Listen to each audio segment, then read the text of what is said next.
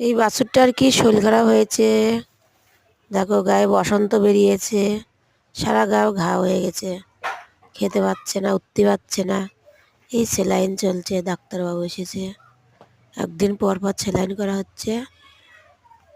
আর এখন এই যে শুয়ে আছে, এই যে দেখো, এই দেখো সারা গায়ে ঘা হয়ে গেছে, এই দেখো সারা গায়ে ঘা হয়েছে, এই দেখো কি ঘা, গায়ে ব্যথাতে ওর উঠতে পারে না।